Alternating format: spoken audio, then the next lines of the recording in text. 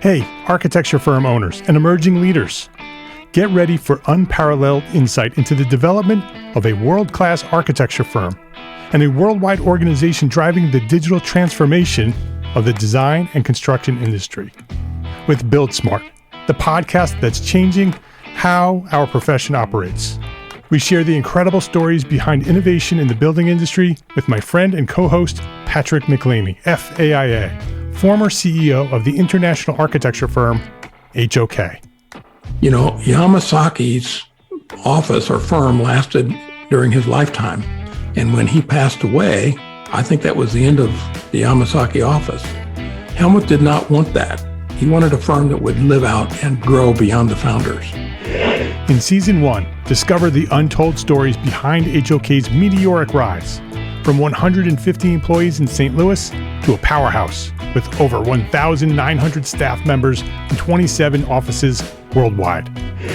You know, they weren't as polite as the Kojima people. That was just boom. And anytime you have a creditor, whether it's Kojima or the bank, that wants their money, unless you can raise money someplace else, you are out of business. Bankrupt. And hold on tight for Season 2, where Patrick takes us on a new adventure as chairman of Building Smart International, shaping the future of digital transformation in the design, construction, and operation of built assets. Ian Howell, Ken Harold, and I, Ken was my technical representative from HOK. The three of us took a tour of Europe of 5 cities in 5 days. Very busy time. Simply follow the link in the show notes to subscribe to Build Smart now and uncover lessons that will transform you and your architecture firm.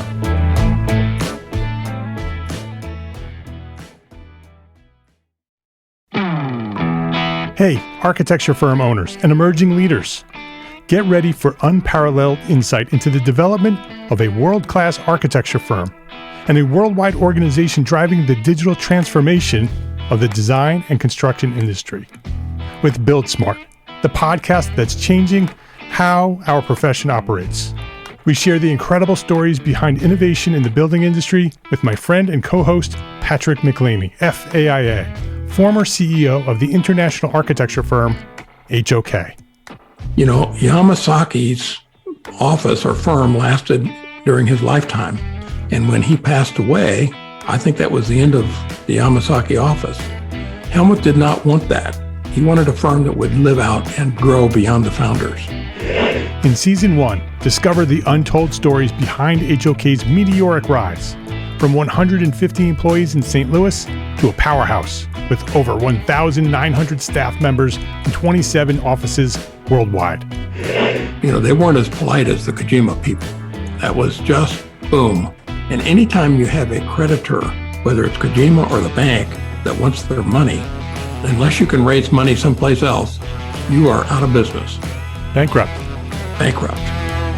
And hold on tight for Season 2, where Patrick takes us on a new adventure as chairman of Building Smart International, shaping the future of digital transformation in the design, construction, and operation of built assets.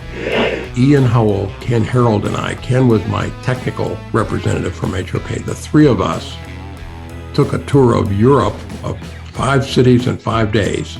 Very busy time. Simply follow the link in the show notes to subscribe to Build Smart now and uncover lessons that will transform you and your architecture firm.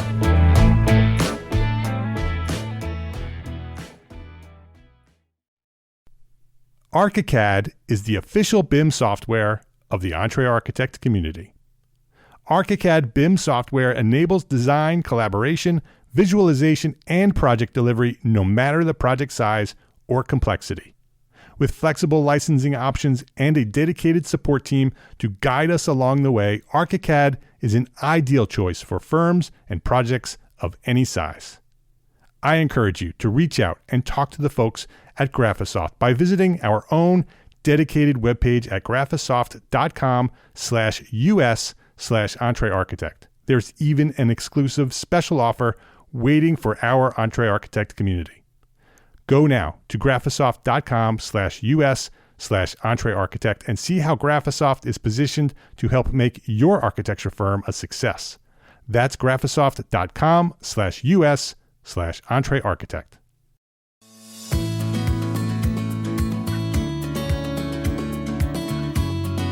My name is Mark R. LePage, and you are listening to Entre Architect Podcast, where each week I speak with inspiring, passionate people who share their knowledge and expertise, all to help you build a better business as a small firm entrepreneur architect. Nick Schiffer, welcome to Entre Architect Podcast. Thanks, man. I appreciate you having me here. Yeah, it's great to have you here. It's a fellow content creator, fellow building industry partner, and so you were doing some fantastic work before we hit record here.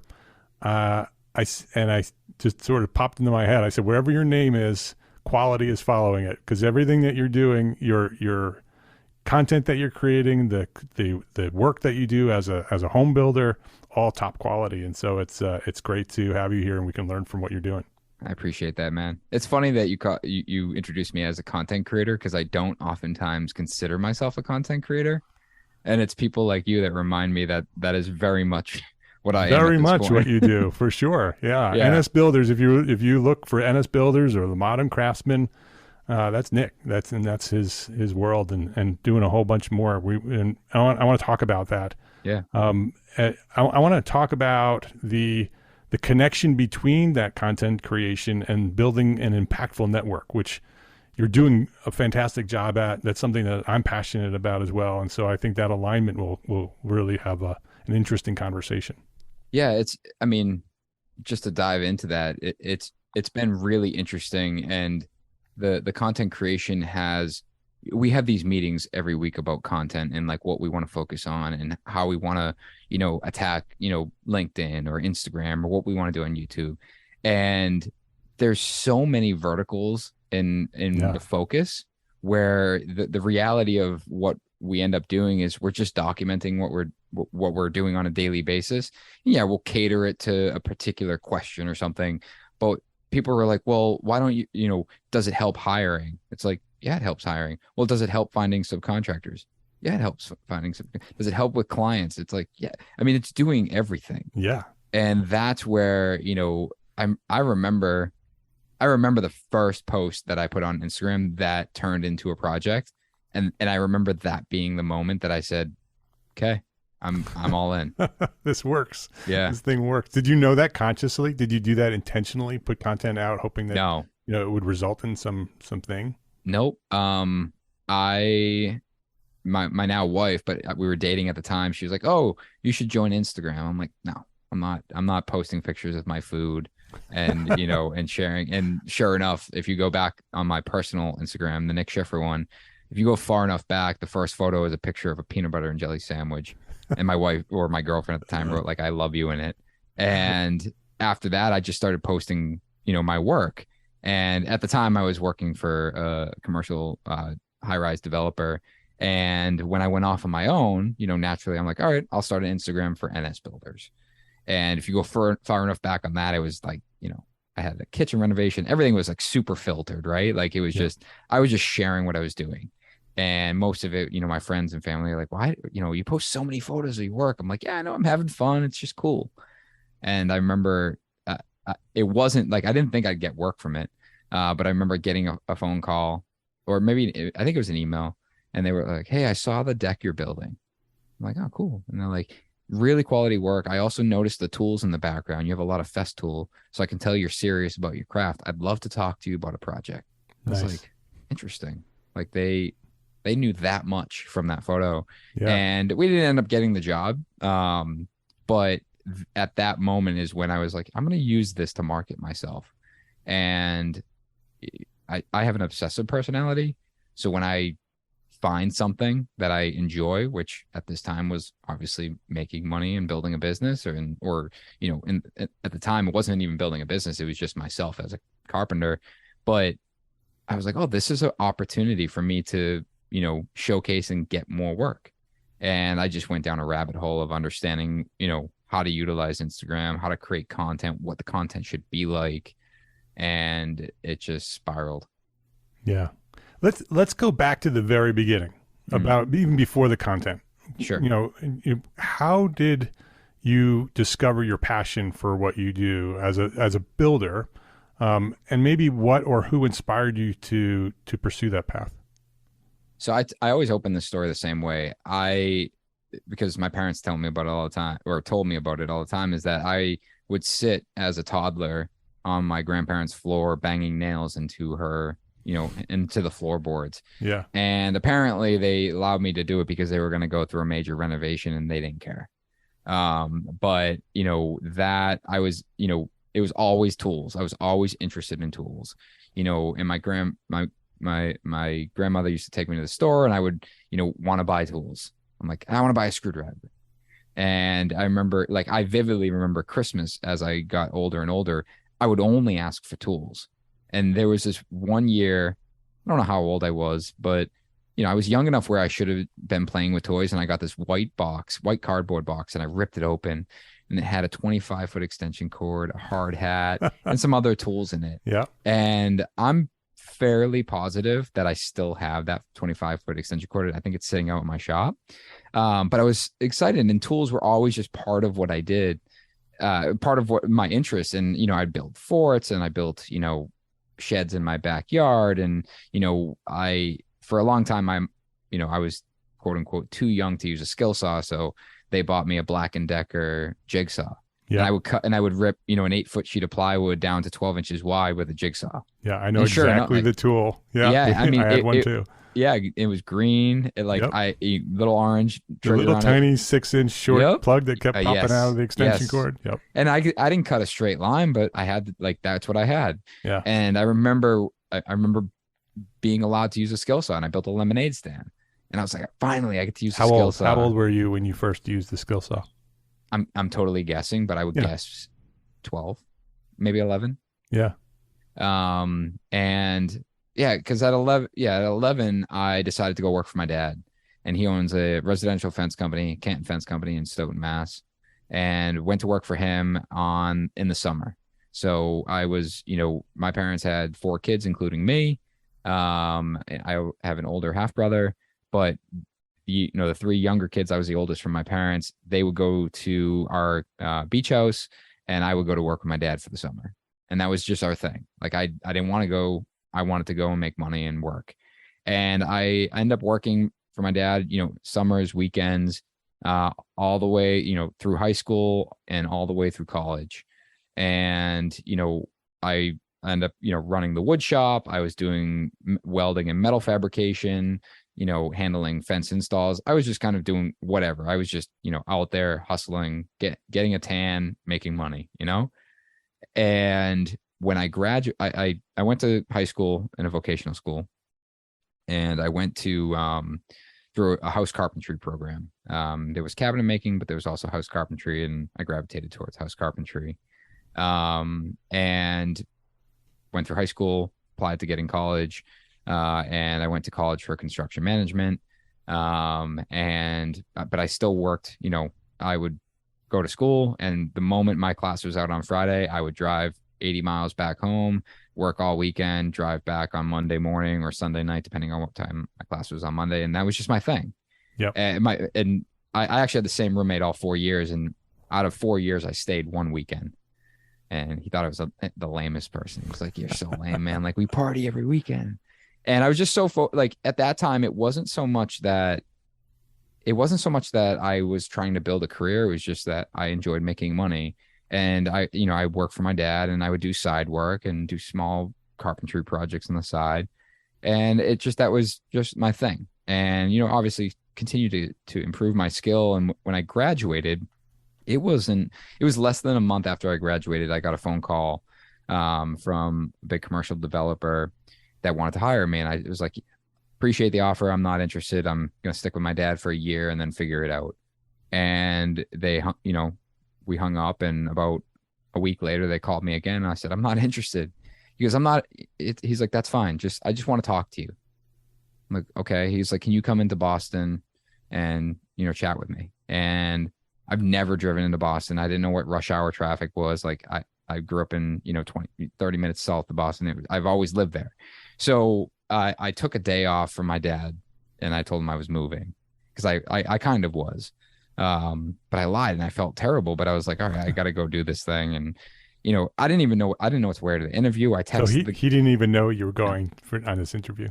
no. And because I was moving and I like basically paired, like I moved in the afternoon, but the morning I went into the city and met with this guy and I walked in, I shook his hand. He goes, your hands are filthy. I'm like, I'm sorry. I was trying. He goes, no, no, no. He's like, I like that. I'm like, oh, okay. He's like, I can tell you're a hard worker. I'm like, okay. Like, I'm not taking this job. By the end of the interview, I'm like, okay, I'm interested. Like what's going on here? Yeah. And they ended up offering me at the time, a good salary for someone right out of college, but substantially more than I was making at my dad's shop. So is that why you were interested? Because the raise? No, it was because I was introduced to this whole world of commercial high-rise construction that I just knew nothing about. It appealed to you. You learned about it and you're like, oh, I like this. I was like, okay, this is interesting. I can be introduced to like, building in a different way than I thought I would be.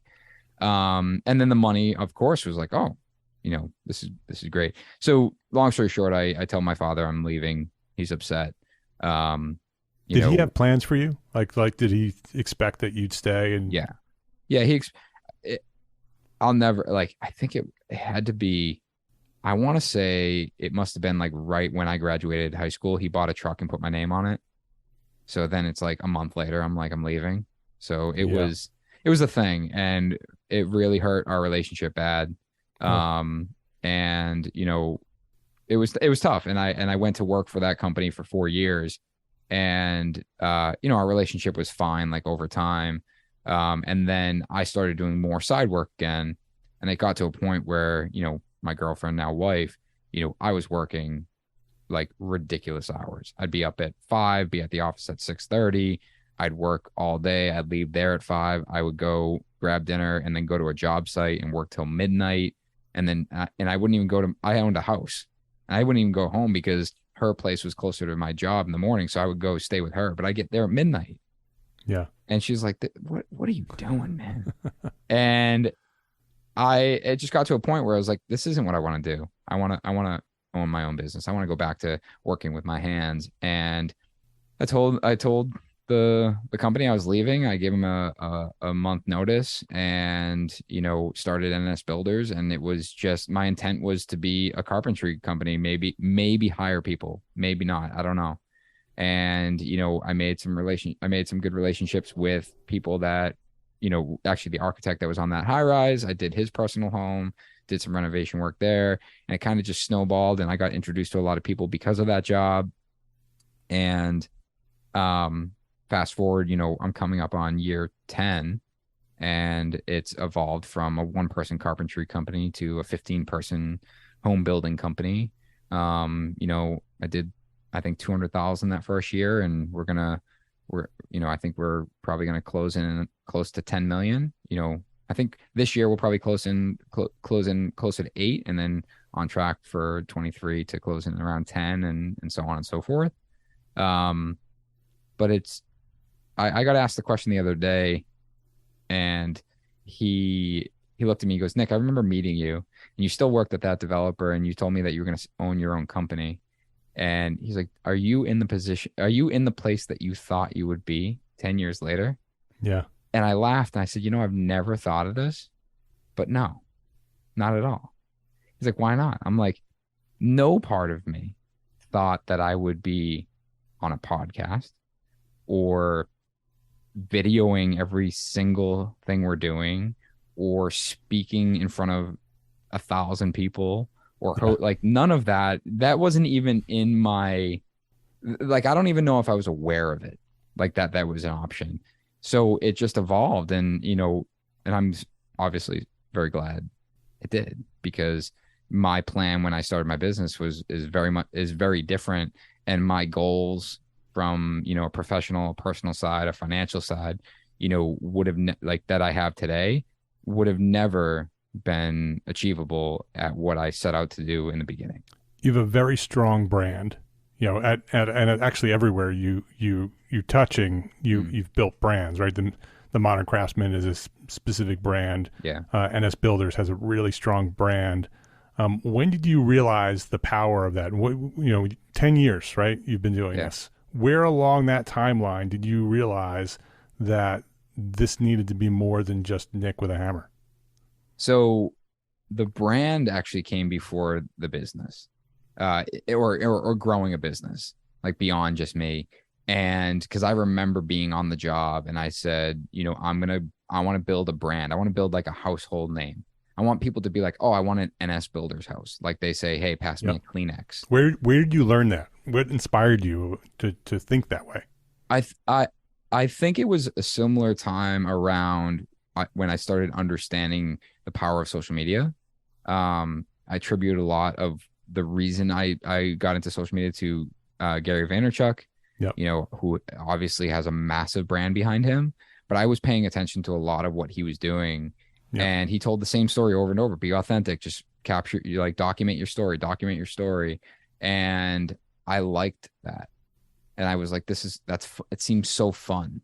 You know, I remember watching Ask Gary V and Daily V's, and it's like, all you're doing is watching him have a day. Yeah. But it was interesting to me. And I was like, man, I kind of want to do that so people understand like who I am. And I mean, being on camera is I shouldn't say very, it's easy now, but in the beginning, it was something I was very, very uncomfortable with. Yeah. It's hard at first.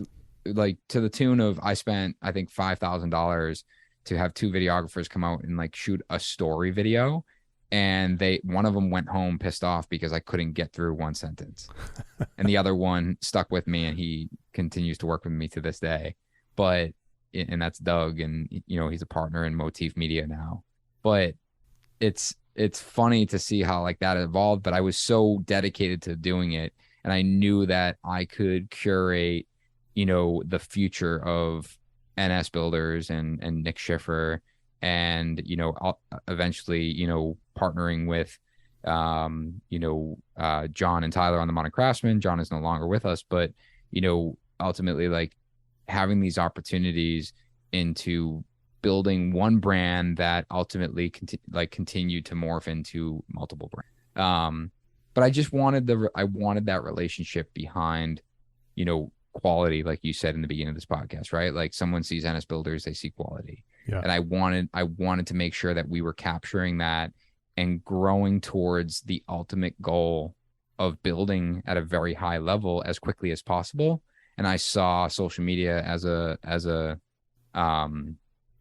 like a tunnel to do that, where it's like, I'm going to climb this ladder as fast as I can.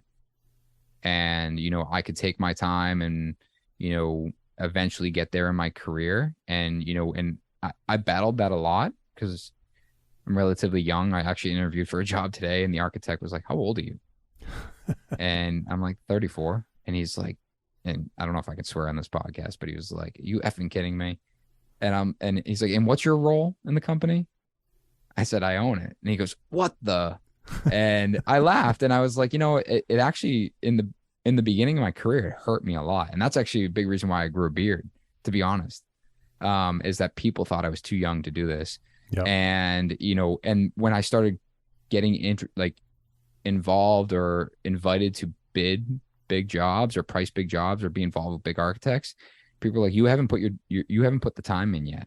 I'm like, why is that? Like, why is that a prerequisite? Why do I have to be 50 years old before I'm allowed to build a $5-10 million house?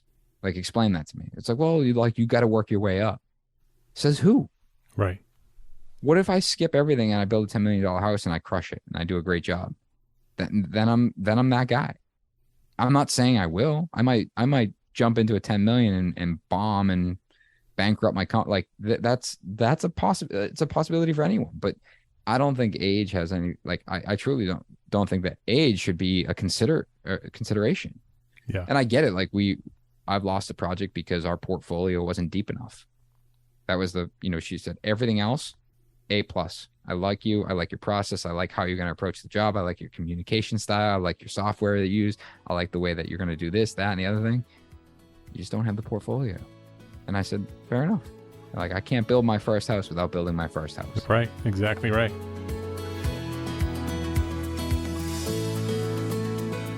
Well, let's take a quick break to say thank you to our sponsors for their support of this episode. This episode is brought to you by FreshBooks. There's a lot to love about being an entrepreneur architect, right? But trying to figure out our financials on our own is not one of those things. Luckily, we have FreshBooks, the all-in-one accounting solution that's built for business owners like us. FreshBooks takes all the not-so-fun parts of running a business, from building and tracking invoices, to managing online payments, to organizing expenses, and automates them with features like the digital bills and receipt scanner, saving you up to 11 hours a week in the process. It's also super easy to get up and running, and the award-winning FreshBooks support team, they are always available to answer any questions along the way. Compare that to some of the other financial management tools out there. Try FreshBooks for free for 30 days, no credit card required. Go to freshbooks.com/architect to get started today. That's freshbooks.com/architect. So what will you do with 11 more hours each week? This episode is brought to you by arcat.com. We all have that one story, that one project that had such a unique situation that it required a solution that you had rarely considered before. We share these stories in private professional circles with our friends and our colleagues, but there has never been a collection of these stories of conflict and triumph all in one place until now. Detailed is a podcast series that features architects, engineers, builders, and manufacturers who share their insights and expertise as they highlight some of the most complex, interesting, and oddball building conditions that they have ever encountered, and the ingenuity it took to solve them. Join host Charisse Lakeside, aka CSI Kraken, a senior specifications writer at RDH Building Science, as she uncovers lessons learned to help you navigate similar challenges that may arise in your next project. Detailed, an original podcast by ARCAT. Listen and subscribe right now at arcat.com/podcast. That's arcat.com/podcast. arcat.com/podcast. Detailed. Every building has a story. This episode is brought to you by the Entre Architect Community Annual Meeting, the business conference for small firm entrepreneur architects. Learn more at smallfirmconference.com. If you could build a business conference for small firm entrepreneur architects, what would it be? Since I launched Entre Architect back in 2012, I've been listening. I've been watching what members want and learning what we need. And in November, we will gather in Austin, Texas to connect, to celebrate, to honor, and to learn. The Entre Architect Community Annual Meeting was inspired, designed, and launched for you. We invited top speakers to share fast-paced, get-to-the-point TED Talk-like presentations that will provide you with the information that you need so that you can build the firm that you want. On day one of the conference, following a lineup of fantastic speakers, we'll discover the connection between mental health and our financial wealth with licensed clinical professional counselor Joyce Martyr. And then we'll be honoring 3 architect members of the community at the inaugural Entre Architect Honor Awards. On day 2, we'll hear from more great speakers, then dive deep into the successful future of our firms with Brian McCartney of ArcMark at a 90-minute strategic planning program. We'll have some fun building models with Kenya and Matt Forget of Sticks and Bricks, and we'll learn from an icon, Gene Cohn, founder of KPF, at the Day 2 keynote. We planned this event to start with an evening reception on Tuesday, November 1st, and end on Thursday afternoon on November 3rd, so that you'll have time to connect with friends post-event to discover the city of Austin and its amazing architectural sites on Friday and into the weekend. We've been approved by the AIA for 12.75 CEUs, and everyone will leave with a cool bag of swag. Whether you're a member of the Entre Architect Community Facebook group, a member of the Entre Architect Academy membership, or a small firm architect practicing anywhere in the world who wants and needs the support and connection of like-minded architects, the Entre Architect Community Annual Meeting Small Firm Business Conference is for you. With generous support from our friends at Monograph, visit smallfirmconference.com now for tickets, and we will see you in Austin this November. That's smallfirmconference.com. Please visit our sponsors today and thank them. Thank them for supporting you, the EntreArchitect community. That's a complicated situation, right? My wife and I are partners in the architecture firm, and we started when we were 29, and we had that same problem, right? That we were more than qualified to do the work that we wanted to do, but we couldn't get the work that we wanted to do because we had no portfolio. We were competing with firms that had been around for 40 years, right? And so we shifted our focus to things that we could dominate, right? We built the brand around work that we could get, and then we worked our way back to building the projects that we wanted to build. You mentioned Motif before, Motif Media. When did you realize that the power of content and social media that was working for you as a builder could be a business in itself? What is Motif, and what's the mission behind it? So Motif is a media company focused on video and podcast production, primarily focused on the NS brand, NS Builders brand, the Materia Millwork brand, which we can touch on, and the Modern Craftsman brand. So very much like, ancestral in the sense of like the brands that are I'm involved with. But Doug, who is my partner in Motif, prior to all of this, he helped me with that story video early on. And then my wife and I renovated a house, and I said, hey, I want to document this whole thing. And so he would drive from like 6 hours from Maine, film 8 hours all day, because he's like, I don't know what to capture, what to get. So he just would film.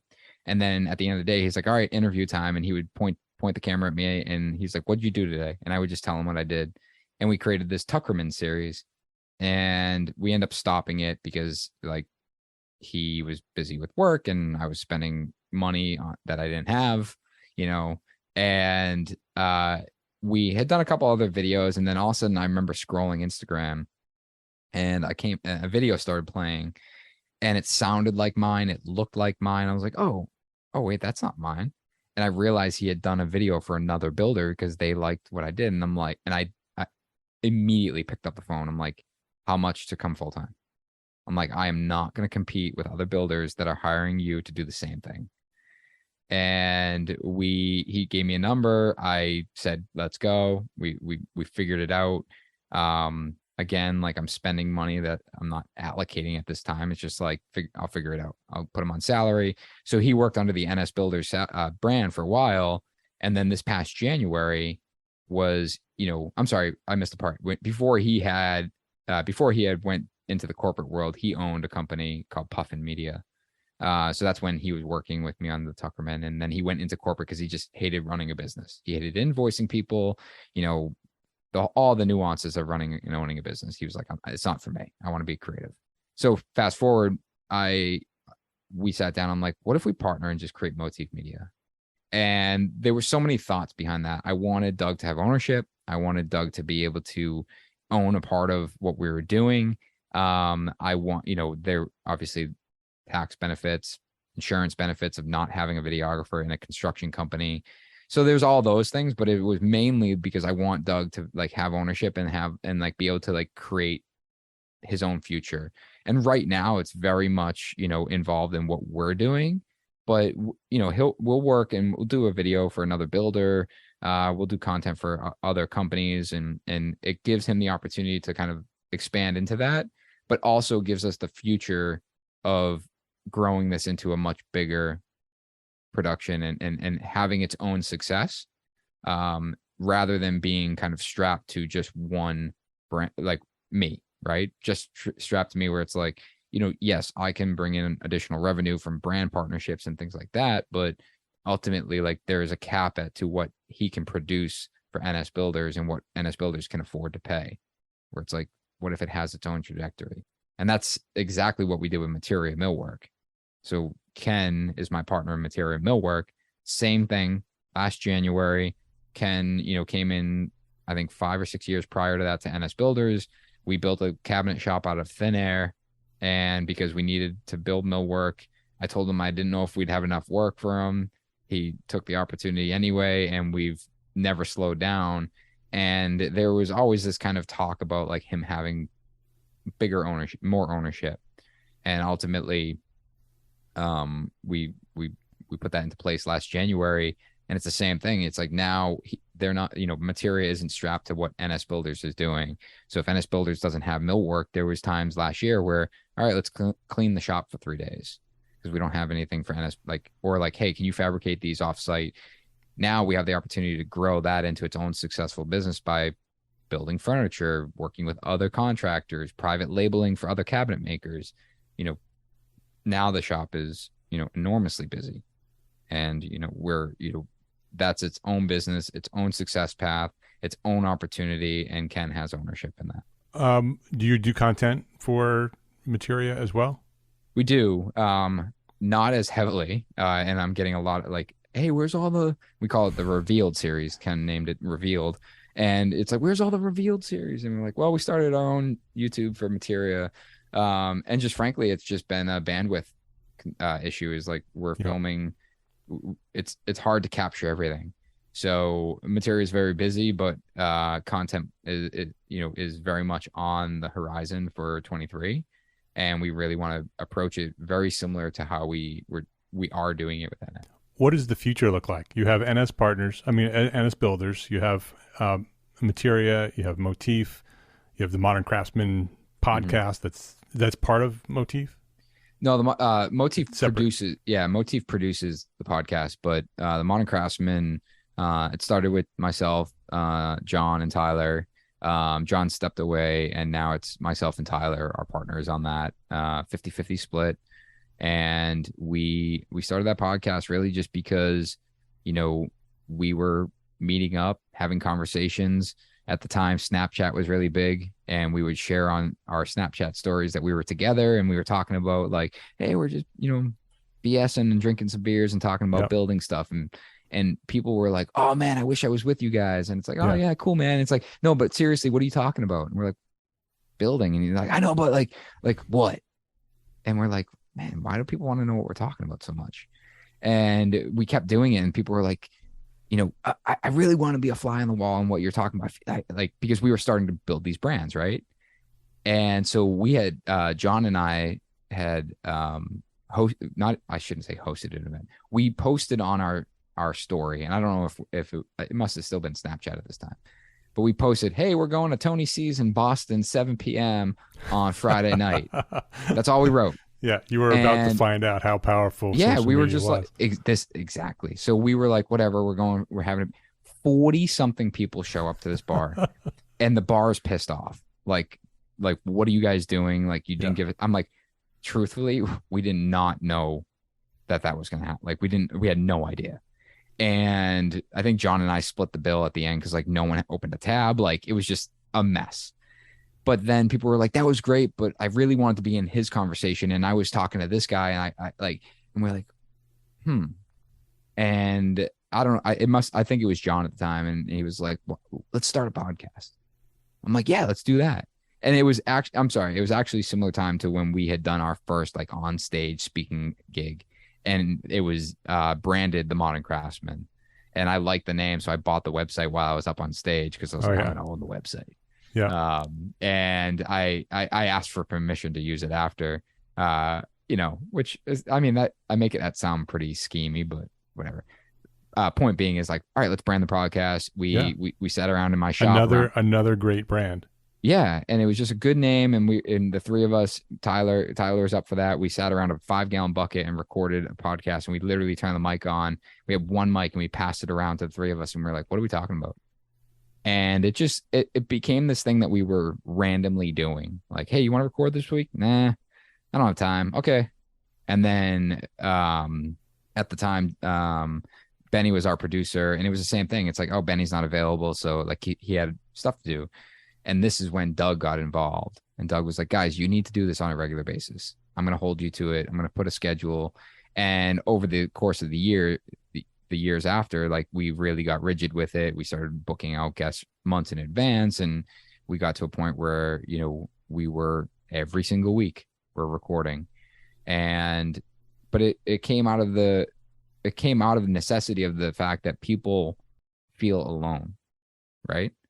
And a lot of it stemmed from like the issues that people face in this industry. Everything from cash flow to mental health to suicide to and I don't mean to make that dark, but like these are all real like things. The emotion side of it, the fact that like you're watching NS Builders on Instagram thinking that we have it all figured out. Quality is number one, blah, blah, blah, blah. But the reality is I still have 20 days a year that I want to give all this up, and it's driving me crazy, and I don't know why I do this, and like screw this stuff, and but that doesn't get talked about. So the podcast was this conduit that we could kind of talk about that and have these open conversations. And truthfully, a lot of the most successful podcasts were actually ones when it was just us. And I remember recording one right before Christmas one year, and I think a guest had canceled on us, and we were like, what are we going to talk about? And we just sat there, and it was like we were just sitting around dinner, and we just started talking about things that were probably like a lot, like very uncomfortable to talk about in front of a group. And we posted it, and people were like, that's what I want. Like I didn't realize that you dealt with that too. I'm dealing with that. And, obviously we don't want to make it all, doom and gloom, but try to balance the reality of what we're doing and also give open up conversations that are, not as normal, to hear. And you're having fun and goofing off way more than you're going deep and dirty. So Sure. And that's appealing too, right? People want to hear that banter and the relationships you all have and how you jab each other, and that's all part of it, right? That's the best radio shows in history have been, talk shows like that are just, characters that just come and talk, right? Right. And so the formula works. And I'm sure a community has built itself around that podcast, the listening community. I'm sure you've heard examples of things that you've influenced, right? That you've impacted people's lives through the content that you've created, I'm sure. Yeah. I mean, good and bad. Yeah. And I say bad because the one that sticks out in my mind, which we read on the podcast, was a guy wrote in, it was I think it was like right after Thanksgiving. He was like, hey guys, I just listened to episode, whatever it was. You finally gave me the confidence to fire that guy that I've been trying to fire for a year. And I was like, we just got someone fired right before the holiday. But you probably helped the business. And totally, like there's two sides of that, right? Yeah. But it was like, but that was like such an extreme example. Yeah. And I mean, through the course of it, it's one of those things. You do it we record every single Tuesday, and it's a lot of time. It's it's 3 hours of my time, if not more. And it's tiring, but every once in a while, it's like you dig into your DMs and someone says, man, dude, this week's episode really, really hit home and helped me a lot. I'm fueled back up. We're all fueled back up to do it again. That's the word I use too. That's my fuel. Yeah. And it's I love that side of it. And I love the fact that what we're doing with NS Builders and, and the content we're creating with Motif, like all of that is designed around, let's just share what we're doing.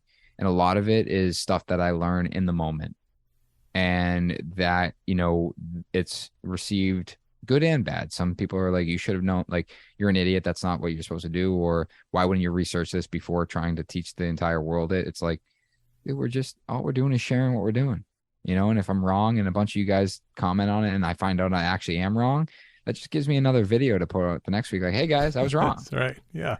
And it happened. More content. Yeah, it happened 6 months ago. I completely missed the vapor barrier detail in a crawl space, and people were like, "Whoa, what are you doing? Like, how did you not think of that?" And I was like, "I don't know how I didn't think of it." And that's why. And I'm frankly, I'm glad that we posted that video. Like, that's why I like putting out content. We record it, it goes up live. So if something's wrong with it, someone's going to call it out, and I still have the time to fix it. Right. Yeah. You have a lot more eyeballs on your work. Yeah. Good and bad, right? Yeah. And ultimately that's where that pushes us to be better too, where it's like, all right, you're always under the pressure. Like you're going to have the trolls, you're going to have the people that tell you like you're doing it wrong or that's shit or whatever it is. But ultimately, we're putting ourselves in a position that we're forcing ourselves to be the best version of ourselves, and we're forcing ourselves to innovate. Where it's like, if we're just going to share every secret that we have and every process we have, well, it's going to be easy for the guy to trail up pretty close to us if he wants to actually execute. Yeah. But if we're always on that leading edge or always trying to improve or always looking for a better process, we're on our own heels. We're like, hey, like don't get comfortable. Don't plateau here. Like keep going up the mountain. As all of these companies grow, right? You're leading a whole bunch of companies here. And as they grow and become more successful, what does the future look like for Nick Schiffer? I mean, how do you continue to grow these companies, by yourself? What is the future? Well, I'm not by myself. That's an important detail. Like I'm not doing this by myself, if at all. And interestingly, like the last 2 weeks, I've had the same conversation with different people in my business. My finance team, my tax team, my branding team. Like there's so many people that are involved with this. Yeah. And I don't want to allude to the fact that I have all these people on staff. Yeah. But I have a brand team that I have on retainer. Yeah. So when I get a new vehicle, I'm not laying out lettering. Like I send it to them, not because I can't, but I'm like, hey, you created this brand with me. Make the truck fit. Like make sure I scale the lettering right. But what the conversations I've been having recently is that, hey guys, I've become the bottleneck for all of you. Mm-hmm. My tax team's a perfect example. I'm considered like their top tier client, meaning like I pay for the highest amount of service that they have. And we're in a meeting, we meet quarterly. And they're like, all right, these are the options. Like we're thinking about closing the year out. This, you should consider this. You should consider this. But if you don't want to do that one, you could also do this, and you could defer tax this way, or if you want, we could move it into this kind of account. And I said, stop.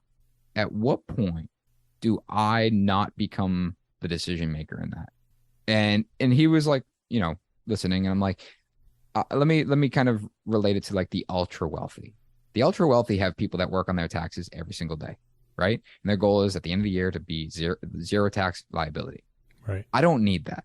I don't need a guy working on my taxes every single day, but I need something in between, because right now you're relying on me to tell you which strategy makes sense. I want to step back and be like, you come to me and say, hey, Nick, I know the ins and outs of the finances. I know everything that's going on. I know your goal personally. I know how much money you want to make, like all of this. This is how I would approach your tax liability this year. And if I disagree with it, in that moment, I can disagree and change the course. But the reality is, okay, you've done the research. I don't want to do the research. I want to have a general understanding of it, but I don't want to do the research. And it's the same thing with my accounting, my brand team, my operations team, even the guys in the field. Like I'm trying to pull myself back away from the micromanagement and like, hey, don't do it this way. And, recently I went to a leadership summit, and Jocko actually hosted it. Yep. And it was a Jocko event. I'm like, all right, like I've read his book. I understand extreme ownership. I understand decentralized command. Like, how do I implement this into my business? And I'm like, what better way than to sit across the table from Jocko and be like, tell me what I'm doing wrong. Yeah. And it wasn't like this revolution, but it was understanding how to implement it and ask the earnest questions with my team and get them to start becoming more of a leader individually. So you ask the question, like, what's my future? Well, my future is to continue to focus on the vision for all of the brands. And that doesn't mean equally. That doesn't mean, one over the other. That just means I want to be involved with all these pieces of it. And maybe at some point I won't.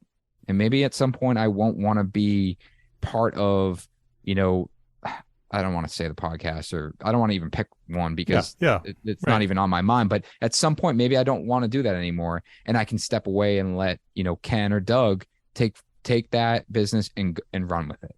Right. But ultimately, like for me, I personally want to build the craziest homes anywhere in the world. And I think Is that still your favorite part? NS Builders, that the actual creation of buildings. it is, and it is, but the millwork is like such a integral part of what we do when we build. Yeah. So it's hard for me to say that NS Builders is my favorite over Materia. And then like the whole content creation is so fun. Yeah. But it's just different. It's fueling a different, like, I don't know. I'm trying to think of the word, but like high. It's a different high, right? Yeah. It's like I'm doing that for a completely different feeling, where a building is one thing, millwork is another. So for me, it's more about the fact that I want to be able to, like, traveling has become something I was never interested in being when I was younger. I was totally cool just living outside of Boston, in a small home building, and that's totally changed. And as I travel more, I'm like, this is awesome. Why don't I build a house here?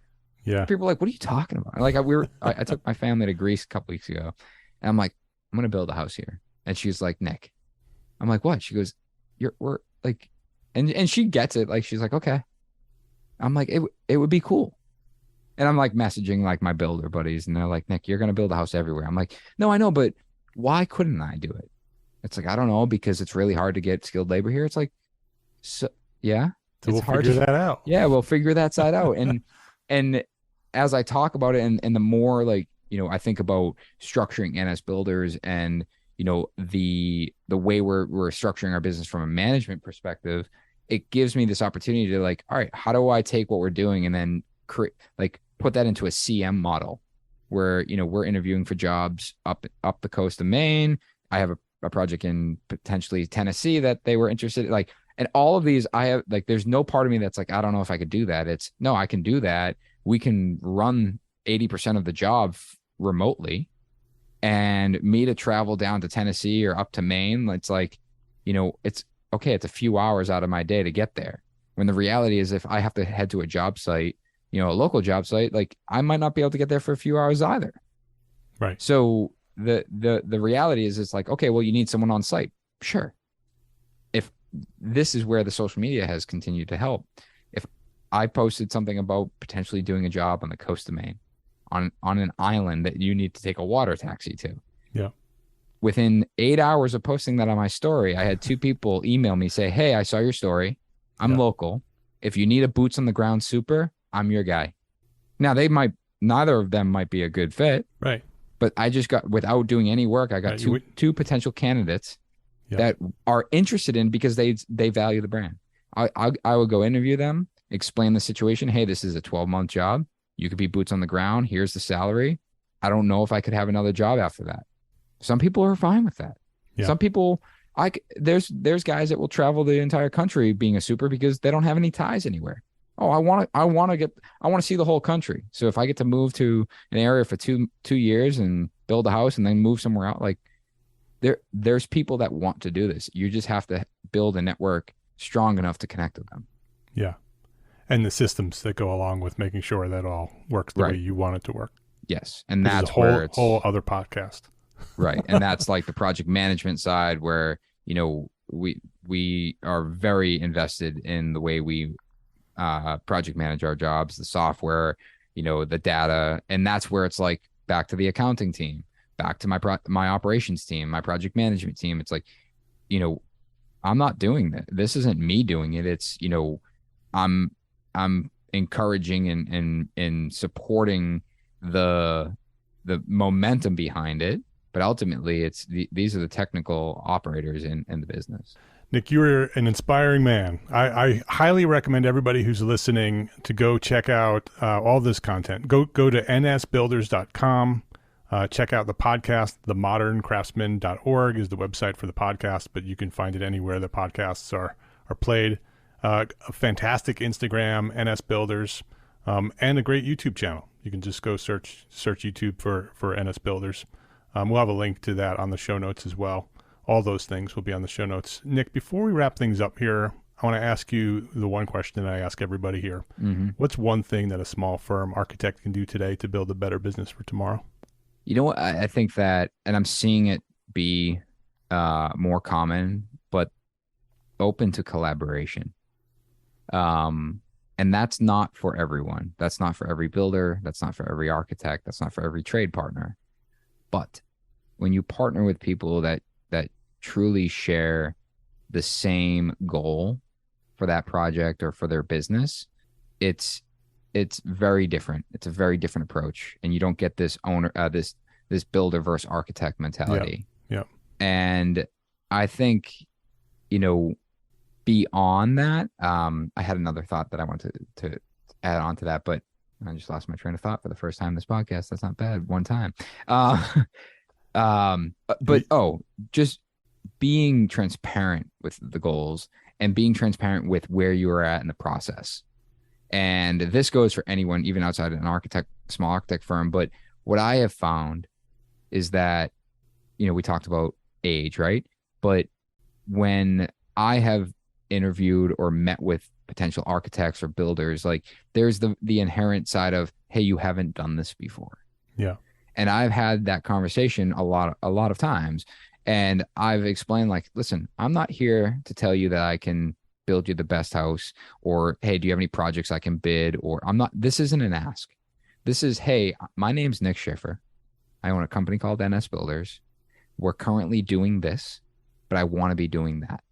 Yeah. And being open about that, where it's like, what happens there is, oh, I had no idea that. I thought you only wanted to do these $1 million renovations. I had no idea that your goal was actually to build $5 million homes. And interestingly enough, we have this house coming up that doesn't have a builder. Why don't we see if we can work together on making this come true?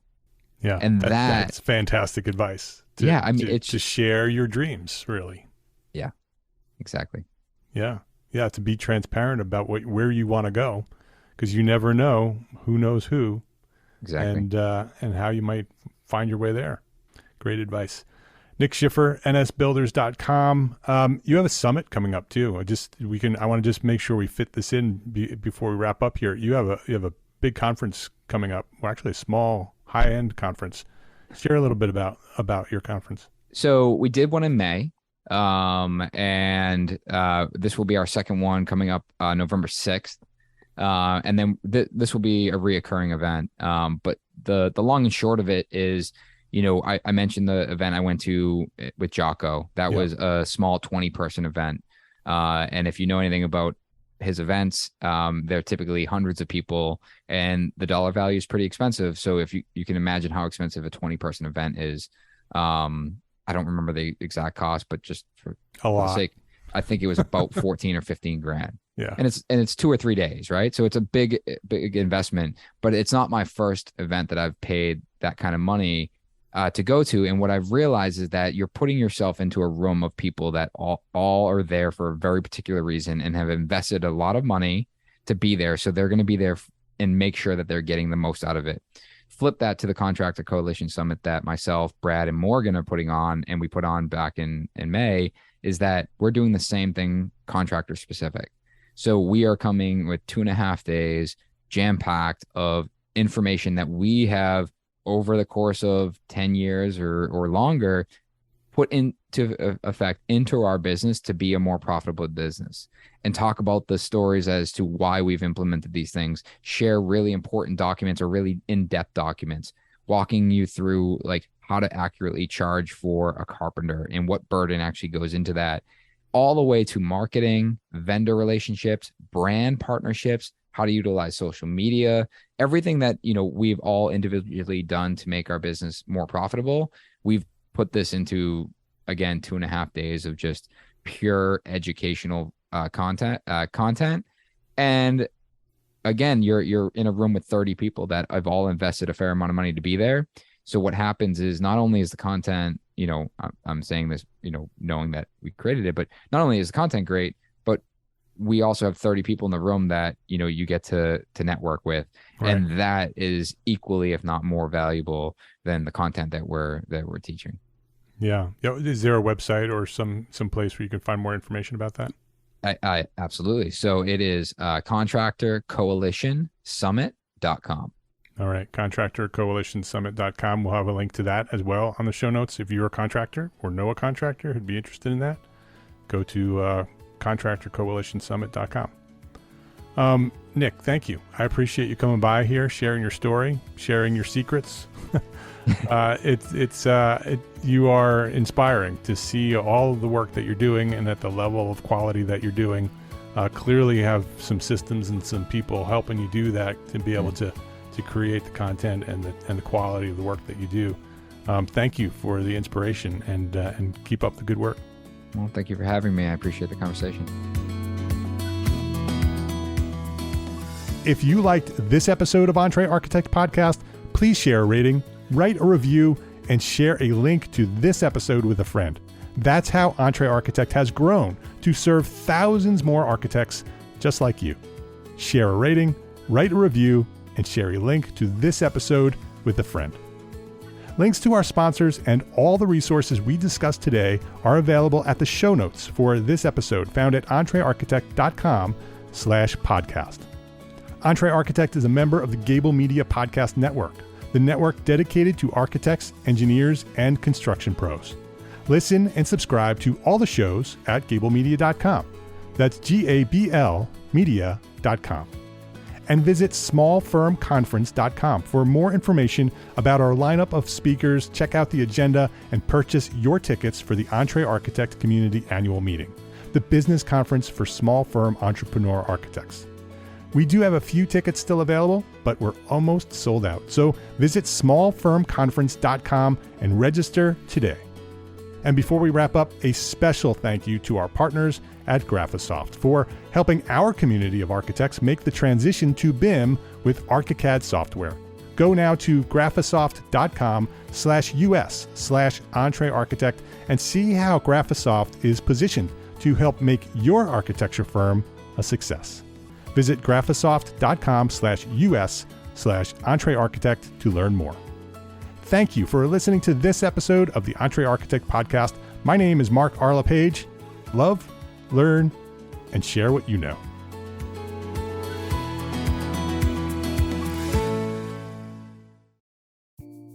Imagine earning continuing education credits while doing exactly what you're doing right now. Well, you can. Gable Media has revolutionized the way you earn your continuing education credits with a groundbreaking approach. Forget running around town and scouring the internet for credit-worthy courses. Fulfill your CE requirements effortlessly by listening to engaging podcasts just like the one you're listening to now. Our podcasts are designed to educate, entertain, and inspire, all in a user-friendly environment. But wait, there's more. Architects, Gable Media is also approved as an AIA continuing education services provider.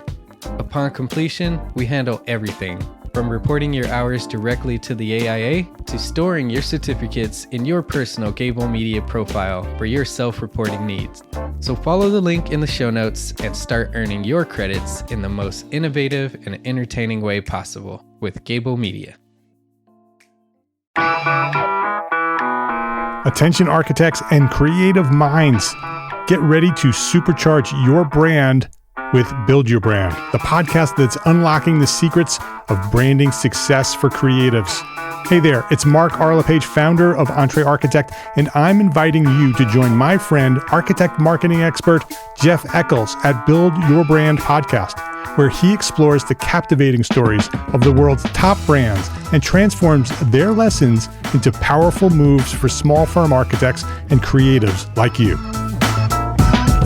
In Season 1, Jeff shares the thrilling tale of Southwest Airlines, where he dissects their journey to the summit and distills it into strategies tailor-made for you. It's important to keep in mind that companies like Southwest compete in the real world, just like you, and face real-world challenges, just like you. You might be surprised at how similar those challenges are to the struggles that you grapple with on a day-to-day basis. Don't miss out on your blueprint for success. Subscribe, tune in, and let's build your brand together. You may have noticed that the very best brands in the world are also known for having somewhat unique corporate cultures. That's often the glue that holds everything together when they encounter those rough spots. We don't do it because it inconveniences the passengers to whom we are primarily dedicated, the short haul, frequent flyer. Follow the link in the show notes to subscribe to Build Your Brand today. Remember, no matter the size, the journey's the same. Your brand's journey to the top starts here.